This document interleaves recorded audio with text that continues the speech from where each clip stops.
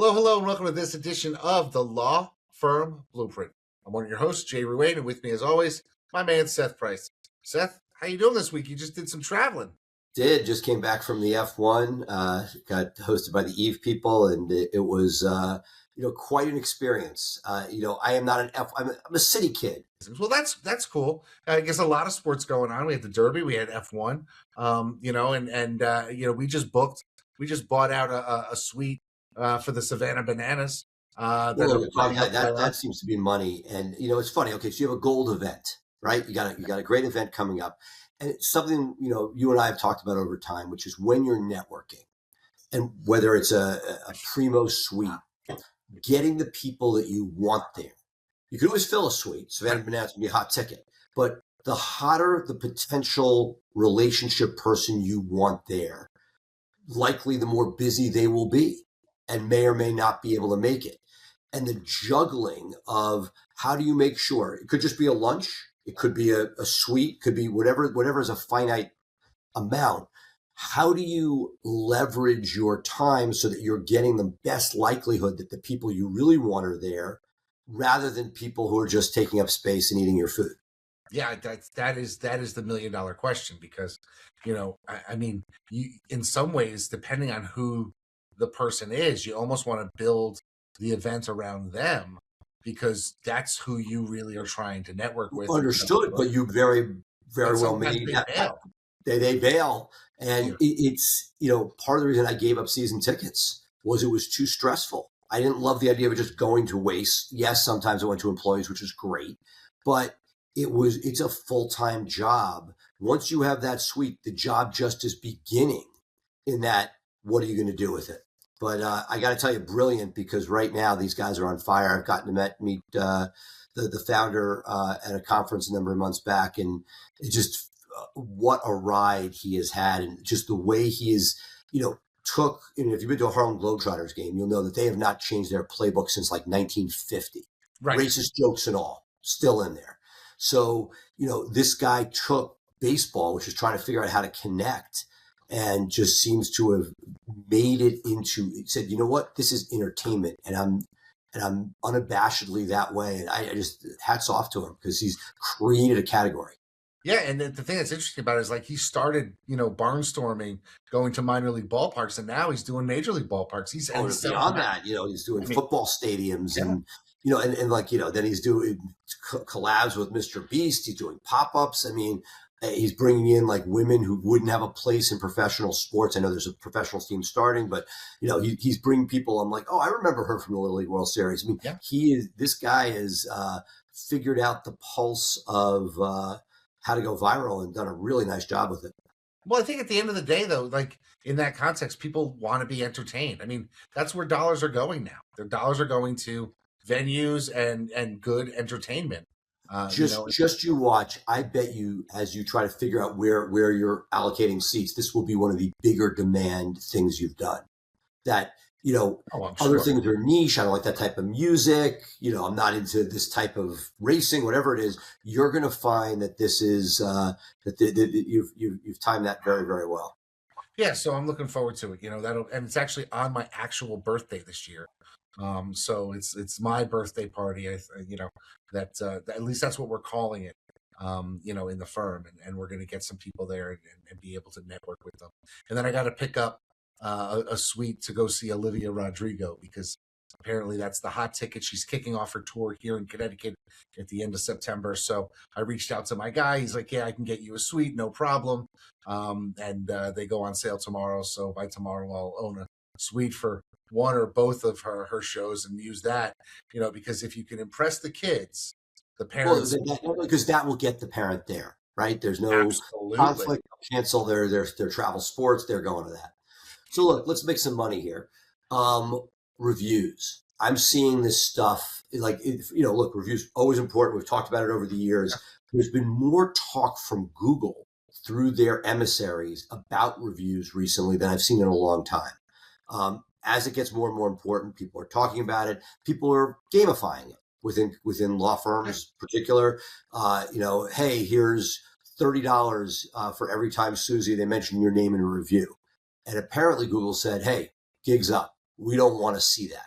And we've seen it with some clients where if one person is overly successful, not a principal, not the person doing the work, but somebody behind the scenes.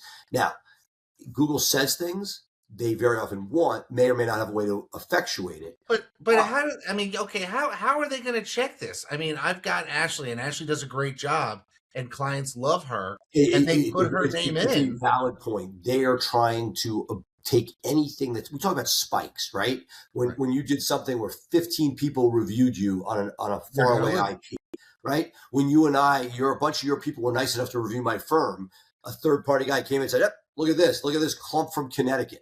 Right. Things like that. That was before people were virtual. It shows you how long we've known each other.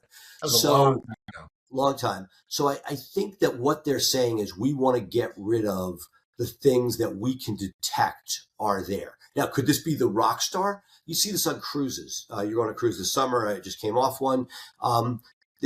We have seen on cruises in the past where it's almost a joke how much they're pushing, put my name in the survey, because clearly they're being compensated by it or promoted. So I think that what we're seeing is it's one thing if it's natural that every once in a while something comes up. There's no way that every single review for Ruane is going to have Sally in it just over and over and over again. And they're trying to cut down on that. And so I think some of it is the big guys have really taken, like most things, have figured out how to replicate it at volume, and it's sort of smushing the little guys because there's no way you don't have as many employees there, and it's harder to get that up. We're seeing a number of interesting patterns. One, that second, some of the reputation management services where people can pay to have negative reviews challenged, that some of those have popped back in recent days. We're noticing that. So a bunch of things Google seems to, play whack-a-mole with different areas. And part of the reason it's significant is the reviews matter, not just for the local search, which is more and more competitive as organic has been hit, the organic side of local, but it also matters to your LSAs. So particularly in the PI space where it's so hard to get those leads, that it's another element where lawyers are trying to position themselves to be able to get those LSAs, and Google sort of throttle it or stating it. And we're seeing, like most things, at the extreme end, them actually doing something about it. It's not something that I see everybody getting hit by, but certainly crowdsourcing and speaking to people and speaking to clients, people are seeing reviews disappear in larger clumps than they used to. It used to be, it was every once in a while. It seems to be more of a cat and mouse game of late.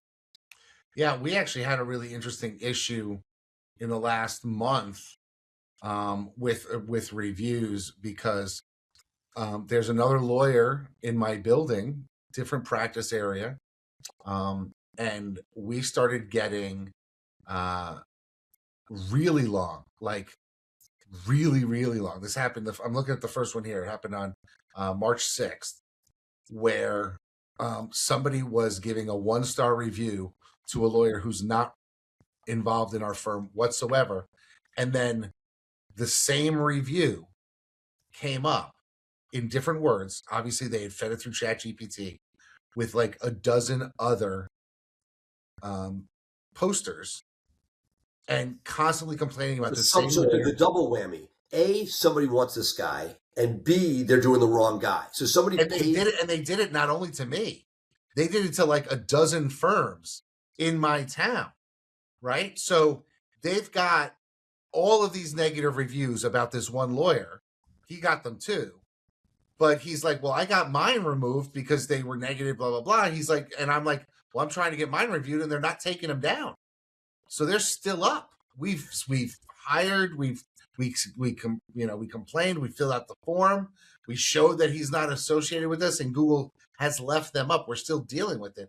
But I went from that's where you got to escalate. And obviously, I went from a 4.9 down to like a 4.4. That's a big deal. A huge drop on one of my offices because I got a dozen negative reviews in a 2-week period.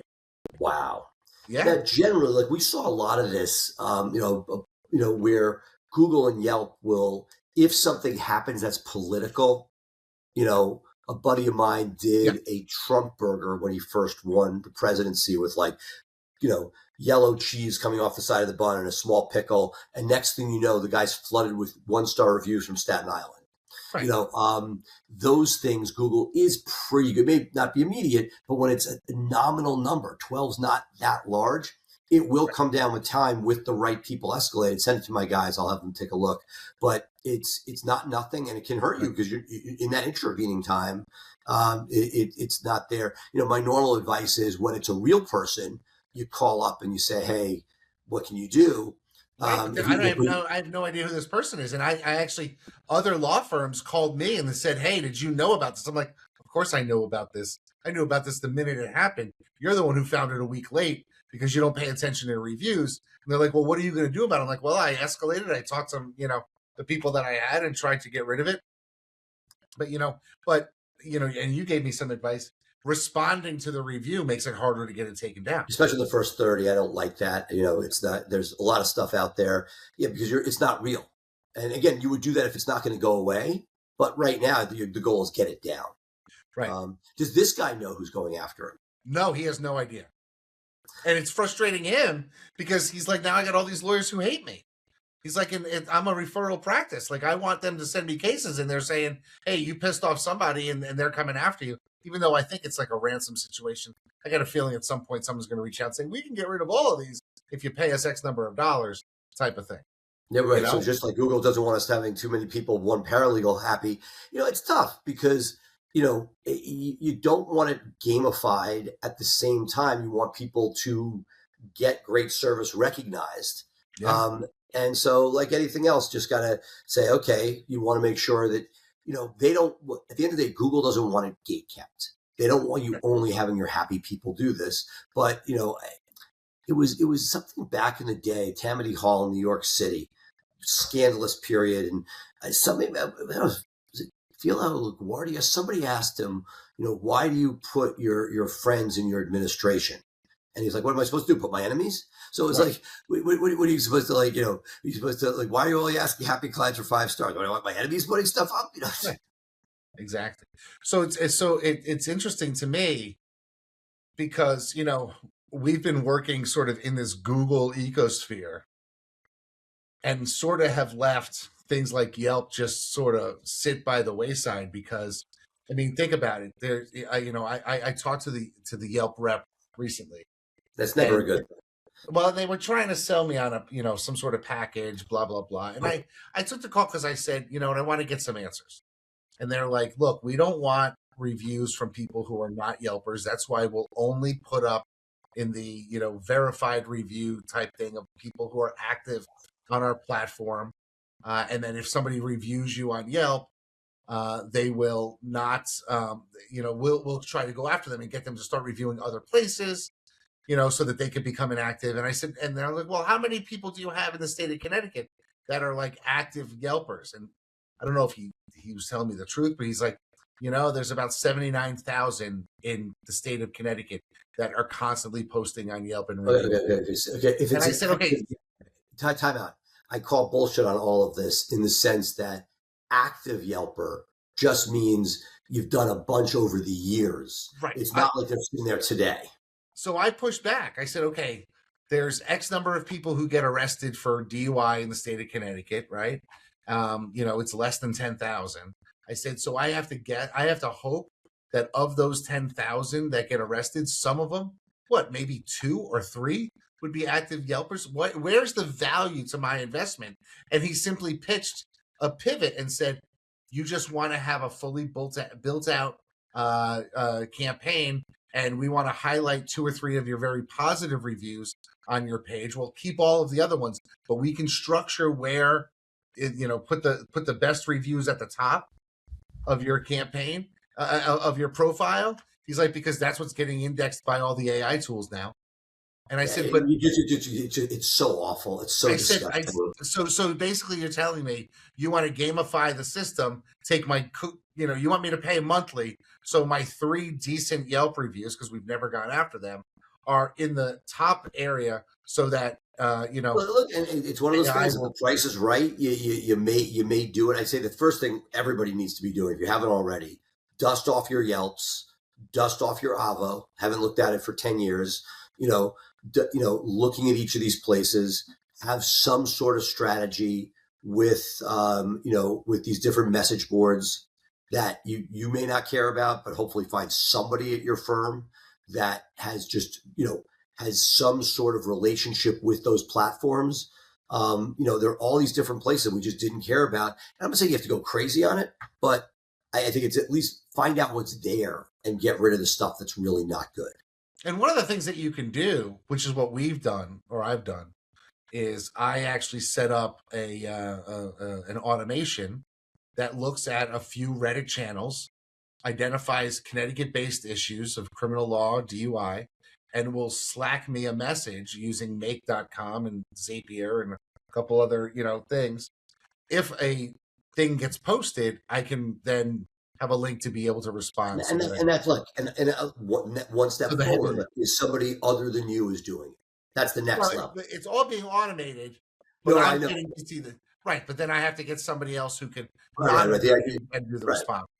Right. But right now, I like the granular control of it because I like to see, what if I put something in my response and then, 2 months later, I ask ChatGPT about me and they say, oh, they use this phrase. Oh, okay. So I know ChatGPT is using Yelp reviews or Reddit responses, that type of thing. So it's more data gathering for me to be the one in charge of it right now. I could offshore or I could put it on somebody on my team, but right now I'm using that to get my data, so I know what I'm working with.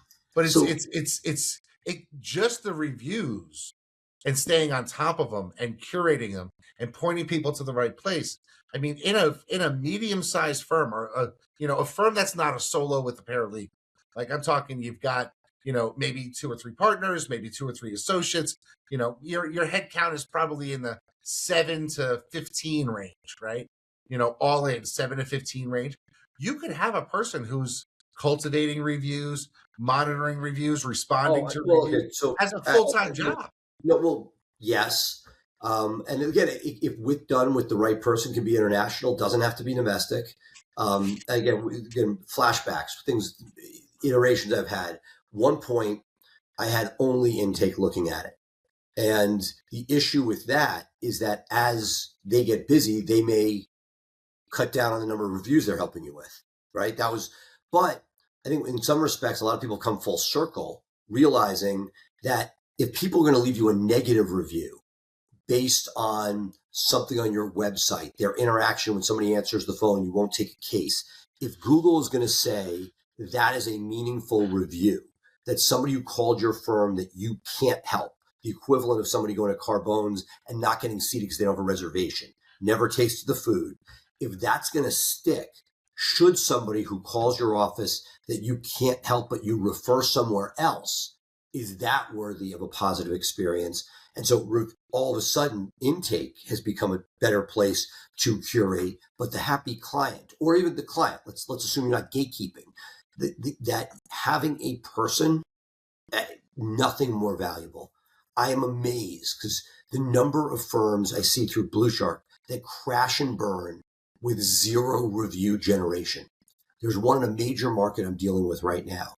We've done the SEO. They have the offices. They have multiple offices, and they are philosophically against getting reviews. And I'm like, mind blown.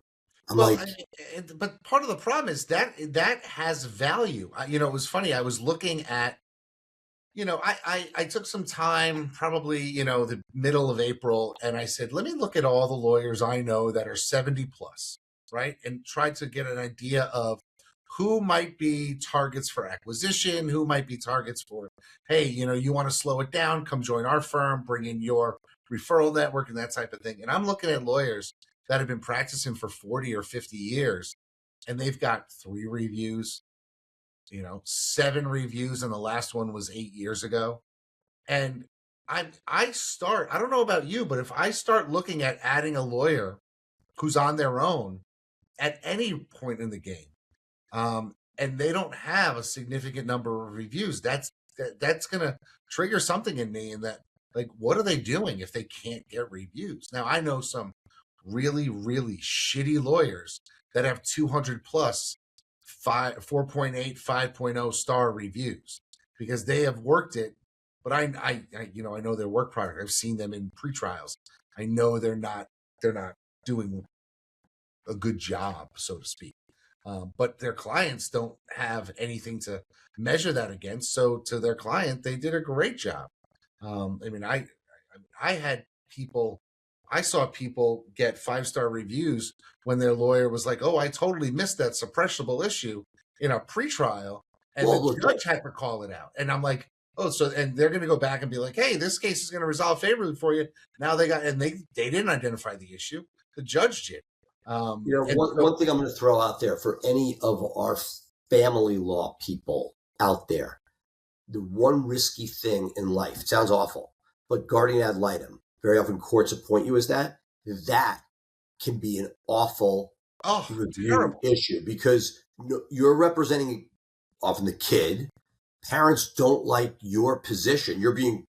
And all of a sudden I've seen people decimated. Mm-hmm. So and one thing I spoke to a woman at a conference, she has done is she has both sides sign a non-disclosure for reviews before she done. And again, I have seen people where I told them, I can't help you with your digital because you have so many bad reviews from your guardian ad litem work. And it's clear it's from that. Like it's not close. That if you do that, somehow have it under a separate brand. But which is hard because if your name's on the website, people are going to get angry. They're going there. But getting something that is signed off, hopefully the judge does. I would, if you care about your family law practice, that doing that is likely to make it toxic from a review point of view, and frankly, not visible based on the damage that can be done. And it's not nothing. Yeah, I mean, so many people, so many consumers, and so many websites are now relying on using those review metrics as a way to determine whether or not you're a decent lawyer.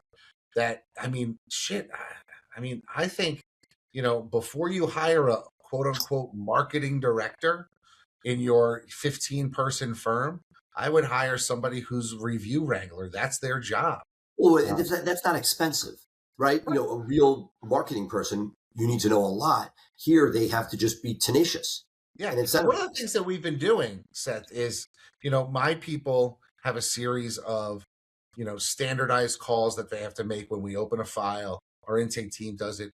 So we've scripted into our, our calls with clients. When they're on the intake, they say, we're going to give you the kind of service that's going to make you want to leave a 5-star review. And so they're saying that in intake. That's one of the things that they get graded on in our call grading metric, is that they're talking about. You're trying to do the Ritz-Carlton, right? And then when they talk to their paralegal, it's, I'm going to give you 5-star service, that type of thing. The lawyer says, I want to make sure that you feel. And so we're talking about it early and often, so that when we do get to the ask, it's like, oh well, shit, they said they were going to do it, they did it. Now they're expecting me to do it. Well, so let's post it. Look, the best way to do it is to deliver it. So yes, I love but how often, and we've had humbling times during growth. There were moments where the sausage making might not have been as tight as we'd like it to be. And you note that part of the reason, obviously we're much better on surveys internally just to see where things are at, but meaning of clients. But I think it goes one step further, that you really have all these different elements that are going into it, but do great service, nothing wrong with reinforcing it. But if the systems are there and people are communicating, it makes that job much easier. Just telling people that without actually doing it's not quite, because there's a negative effect where you're showing how important it is for somebody, and then it's used as a sword. We see that mostly on the PI side, because very often money, shockingly, does not come from insurance companies as quickly as people want, and therefore it's a situation where you see a situation that people try to get their check faster by leaving a bad review. Again, very effective calling people, seeing what's wrong. You gave a shout out on the last episode for somebody who came up and talked to you about referral checks coming. And it was cool that Early reached out and appreciated that. I heard this weekend a story the opposite way, which was for somebody who had brought in a PI firm upstream with their bigger cases, something that bigger firms want to do. And they didn't do something that I think is important. Like if you go to if you have a big trucking case and they throw $1 million on the table and the big firms say, you know what, this is a $5 million case. Let us have a crack at it. One of the things I think that's powerful, if you can get it, is, okay, great. We'll give you X%, or they'll give you X%. Let's say it's 50-50 over and above whatever the original offer was. And I heard this story of a legit firm that was slammed, went to a player and wanted them to, they came in and said, look, you're at, you're at, 300,000 on this case. We know we can get it to $1 million. And, a year and a half later, they're at 340 and took, and gave them their standard referral fee, gave them the third for it. And wow, that firm went back and said, that doesn't seem right. And they were like, no, we're holding to our third. Oh. Now, when you do that, you've just burnt that relationship. And it just seems very, if somebody's, there's a famous speaker, book author who writes Never Split the Difference. But something I think we talk about in a future show, I think 90% of life can be, because you're not a hostage negotiator, right? Which is a one-off thing. I mean, it could be. It could be. And there are times when you want to hold it and do it. But how often is it that if you just give a little bit, you can be win-win? You give up a few shekels from your maximum, the other person feels heard and vindicated, and you move on. Right. And it goes back and forth. There are people in the world who get every penny from every transaction. But the longer I live, the more that I feel that if you're able to leave a little bit on the table, split the difference, that there is a long-term strategic advantage in the relationships we talk about so much on the show. Well, I have a perfect example about that. Is I referred a civil rights case out years ago, and after a number of years, they got a number to settle the case. And the managing partner, not my relationship at that firm, came to me and made a phone call and said, look, you never would have gotten anywhere near this type of fee if you had handled this case. So instead of 30%, we're going to give you a third of our third. But instead of that, we'd like you to take just a flat $10,000 because that's probably all you would have gotten. And they're like, and if you look at our billables, we're losing money on this case. That's different. Let's put it. I don't buy the first argument. That's not that bullshit. But if somebody comes to me and and they I think I've done it once and people have done it to me once. It's a questionable area. But like if there's a case where you're underwater, you took a case and you're giving a third, but you litigated the hell out of it, and it was much more onerous for whatever reason. Client did stuff, they made bar complaint, this and that, toxic case. There's one school of thought: you pay your third, you move on, you keep people happy. But I've been on both sides of that, where I'm like, on this one, I don't need a fee or a reduced fee. It's not crazy, but no, I mean, I agree with you. And when I got other referrals that came in, they did not go to that firm. Multi-million-dollar referrals did not go to that firm because they tried to beat me up, and I wound up having to stick my, stand my 10 toes on the line and say, I'm taking my whole fee. Thank you very much. And they paid me. But if the first part of that ask makes no sense to me, which you normally get, that's why I came to you, right? I would get the whole thing. So that makes no sense. But it is not uncommon where something is so arduous. I think honestly, in the PI context, and I don't know why PI lawyers don't seem to do this, but I would say to somebody, hey, you're my referral partner. I'll pay you, I pay 40% for cases, free trial. The day I start a trial and I have to put in all of that work, will you agree to go down to 30 or 25? Because the chances are with the trial, and you're going to have to do a lot more work if you're trying a case for 3 weeks. And bringing in experts and all of that shit, the amount of hours that go in, for the trial. There's another piece to the story, which is it's death by 1,000 cuts, where if you don't do that, I like that. I think not everybody does it. It gets sticky. It's not clean. I get it. But one of the things that it does negatively, if you play the markets that are 40 and 50%, right, you are basically assuring that nobody's litigating these cases unless they're 5-star cases. So you've basically, by definition, knocked out litigation. Nobody can afford to litigate and run-of-the-mill cases at a 50%. Right. So that's why I say, I have some relationships where I have 50%, and people are coming back and saying, and I'd say, look, I'll take 40 right. And you have to keep it real.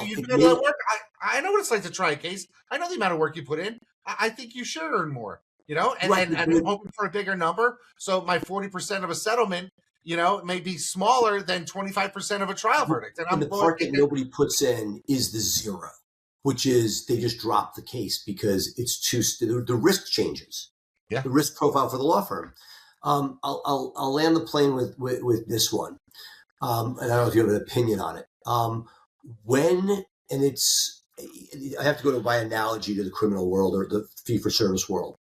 In the contingency space, people are very tuned in to the average fee per case. You have a number for yours in theory that I assume that you look at, and not many criminal lawyers do, when judging paid search. If you're judging paid search, you want to know what your average fee for case is. Right. Look, story for another episode, criminal and paid, I know with the exception of some pockets that you're holding on to, are very, very difficult to monetize. I don't believe that criminal fees have gone up with inflation in most markets, and that I've seen that Google's cost on paid search has skyrocketed to the point where most lawyers in criminal are upside down. It's a story that may destroy it. I mean, again, I want to overstate it, but I think the criminal defense world may go back to what we saw when we entered, which is a bunch of people picking up their relationship work, that you may over time not be able to have a scaled firm in criminal with the way the economics are going and the squeeze on that. But when you're looking at your average fee for case, in PI, there are multiple points that you look at. There's a point where you sign the case. Then there's a point in, depending on how you work, 30, 60 days, where you're then dropping a whole bunch of cases, which could be 30 to 35% of what you signed. Right. And then there are ones that drop after that point or get a bad verdict at trial or non-collectible or whatever it is. And that when you're figuring out your average fee per case, it's interesting because every lawyer wants to have a higher one because it sounds better. But if you don't put the zeros in for cases dropped, or look at your total number of cases based on that 30, 60-day point when you're sort of assessing what's a valuable case, you want your intake signing everything. So if intake signs 100 cases and you're dividing 100 by the amount of money you made, you're going to have one number. If you drop a third of those, so you now have 68 cases, that's going to be a much different average fee. And then if you monetize 60 at the end of 2 years, it's even a different one. And I feel that very often lawyers who are optimists are not digging for those negative pieces. Not that you want to be negative about it, but keeping it as real as possible. I agree with that. And I'll take it one step further. I've not heard a lot of PI lawyers that I know that include their fee splits as a marketing expense. They think, and I mean, look, if Seth Price gives me a case and I kick him back and I make $100,000, I kick you back $30,000. That relationship cost me $30,000 this year. And so I need to put that in as in my marketing. No, I think the sophisticated PI firms have started to move in that direction, but there are several pieces to that. One, yes, you have to account for it. Obviously, it's below the line, or it's top line revenue, and that's an expense either way. And that's why the bigger marketing firms that have a great deal flow poo-poo the referral cases, right? Because they can get cases for a lot less, understanding that some of those may be the great cases. So that's why you do want them. Very often the referrals are better, but that's one side of it. No, absolutely. That is a huge sort of issue within the PI space. But it's the zeros. The good news about the referral game is there are no zeros. Right. But if you put all, and that's the other piece that's really interesting. For some reason, when people look at their numbers, very often they don't put their cost of employees into their marketing expense. They'll put an agency, but not an in-house employee. And so you have a bunch of people sitting around the office doing stuff and not really being accounted for in your costs. And when you go back to your average fee per case, I'll give it worse. So not only do you have to put in your 1/3, let's call it, but people are whining and dining you. They're taking the F1 rate. They're doing all this stuff that what you're calling a referral, maybe you're going to masterminds. Right. Look, take our great friend John Fisher. He does an amazing mastermind. He puts a lot of sweat equity and a lot of money into writing books, into the mastermind. Thankfully, he's been profitable of late. But when you're doing things to cultivate referrals, the dinners, the gifts, all the gifting, are you putting that in?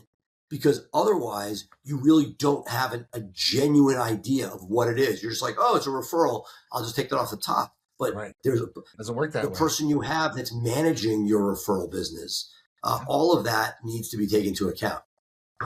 Awesome.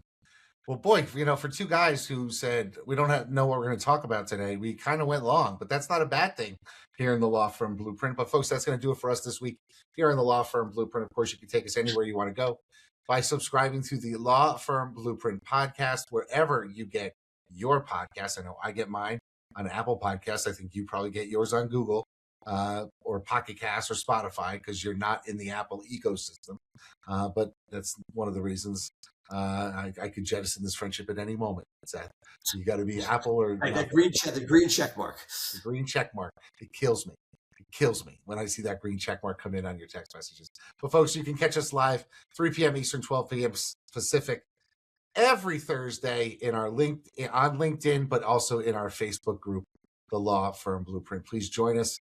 If you're a listener, please give us a review if you get a chance. And please have a wonderful weekend. Have some great times. And come back and see us next week here on The Law Firm Blueprint. Bye for now.